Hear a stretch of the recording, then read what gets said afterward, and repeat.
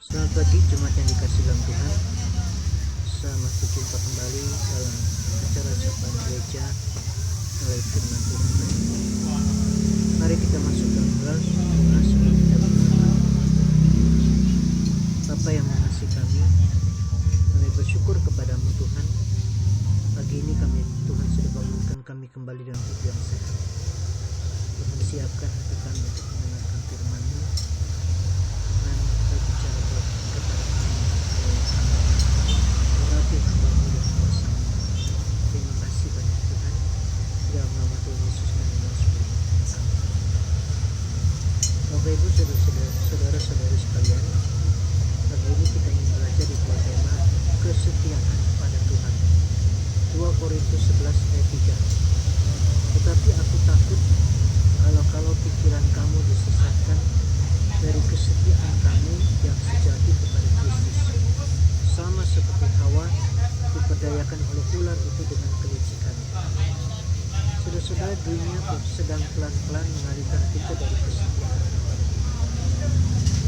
Ada dua hal yang menjadi pelaku utamanya, yaitu yang pertama kenyamanan. Nyamanan atau situasi hidup membawa kita pada zona nyaman yang menindaklanjuti kita untuk menikmati segala kesenangan dengan melupakan sumber atau pemberi yang sejati yaitu Tuhan. Seperti seorang anak yang diberi mainan, dia asik bermain dan lupa pada orang tua yang sudah memberikan mainan itu. Dan yang kedua yaitu kesusahan.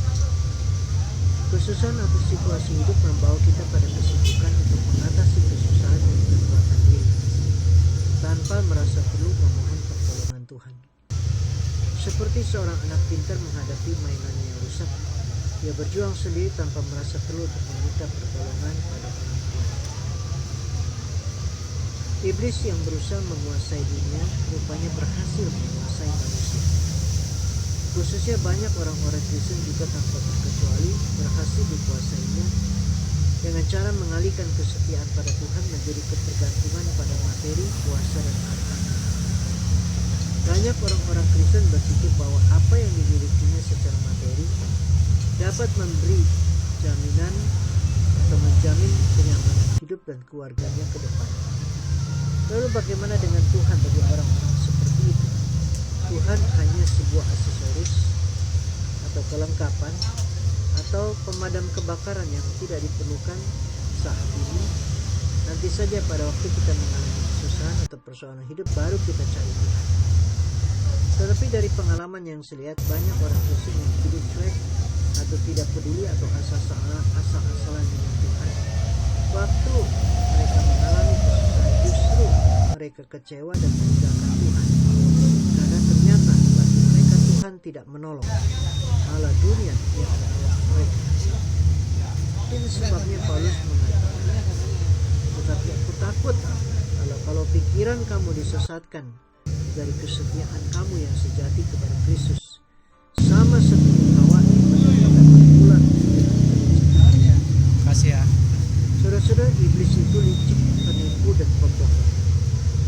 Jangan sekali-kali membiarkan diri kita ditipu, diperdaya, dan ditaklukkan oleh iblis dengan cara tidak lagi setia pada Tuhan.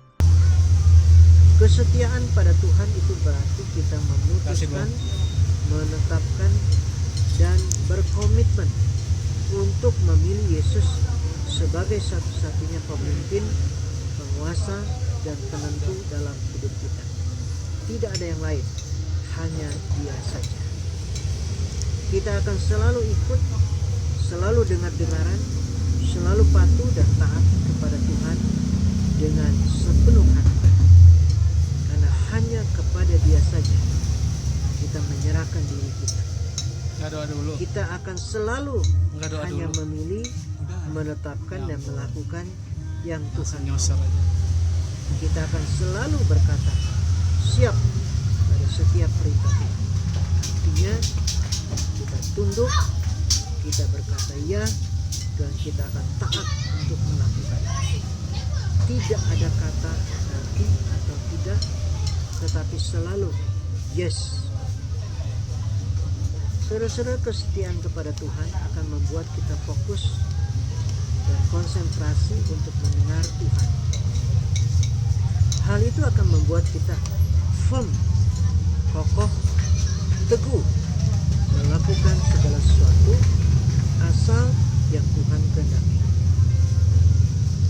Tidak mudah kita digoyahkan atau tidak mudah kita tergoyahkan oleh apapun juga.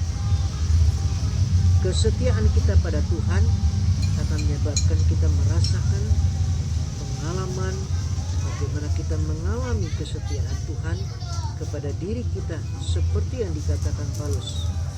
Jika kita tidak setia, Dia tetap setia, karena Dia tidak dapat memberikan yang setia. 2 Timotius pasal 2 ayat 13. Kalau kita tidak setia, kita tidak akan menyadari kesetiaan.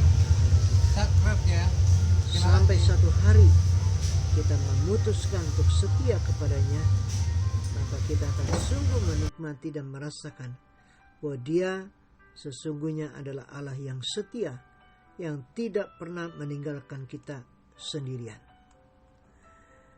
Saudara-saudara, kesetiaan kepada Tuhan akan membuat kita menjadi berkat bagi banyak orang.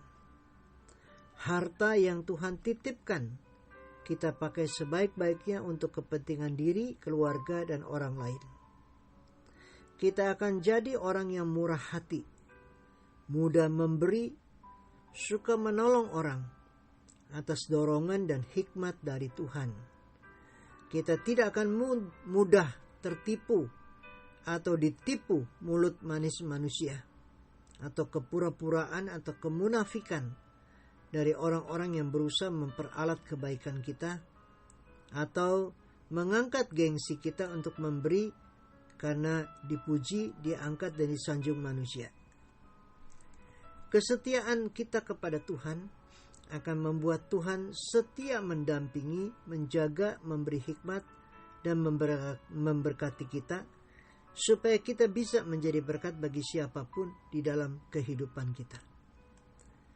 Kesetiaan kepada Tuhan akan membuat kita fokus dan mantap untuk mengabdikan hidup kita kepadanya.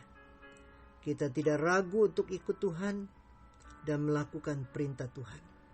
Kita tidak ragu untuk mempercayai Tuhan dalam segala hal di hidup kita. Kita tidak ragu dalam bertindak, dalam berencana, dalam berusaha, dalam melakukan perjalanan, dan dalam menghadapi badai kehidupan sekalipun. Saudara-saudara, masih banyak kesusahan yang harus kita alami dan hadapi ke depan. Tetapi jangan pernah mengendorkan semangat untuk terus berjuang dalam usaha, dalam keluarga, dalam pelayanan kepada Tuhan. Karena kesetiaan kita kepada Tuhan, sifatnya itu adalah melintasi waktu, usia, peristiwa, dan masalah dalam hidup kita sampai akhir hidup kita. Masa hidup di depan tidak ada yang pernah tahu dengan jelas. Tetapi kesetiaan kita kepada Tuhan yang dibangun di atas dasar kesetiaan Tuhan kepada kita, itu memberi jaminan bahwa Dia tidak akan mengizinkan pencobaan-pencobaan melebihi kekuatan kita, dan Dia akan memberikan jalan keluar.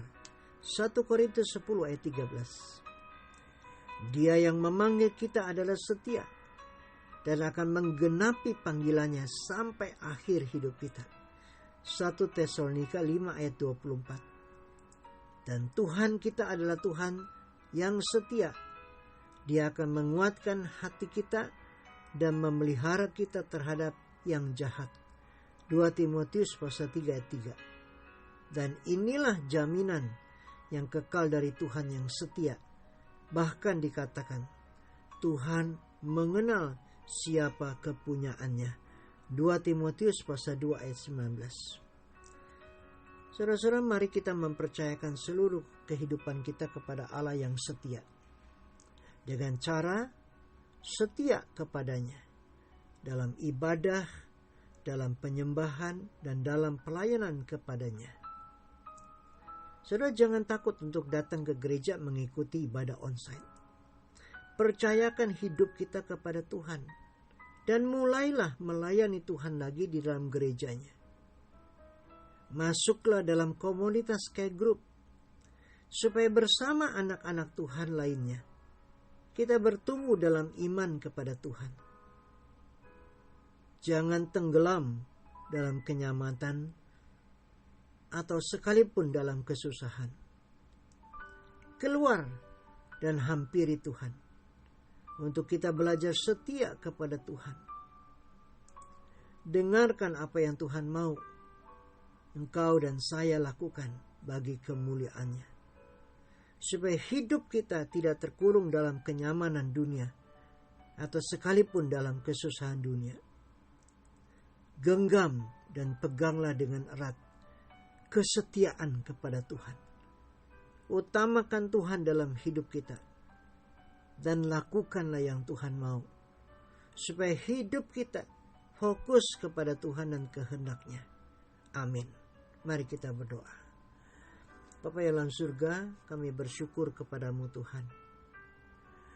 Kami ingin belajar untuk setia kepada Tuhan di dalam segala sesuatu, sehingga kami sungguh merasakan kesetiaan Tuhan di dalam sepanjang kehidupan kami. Sekalipun kami harus melewati masa-masa yang sulit, tapi di sana ada Tuhan yang akan selalu menguatkan kami. Bapa, terima kasih, kami menyerahkan seluruh hari ini ke dalam tangan-Mu.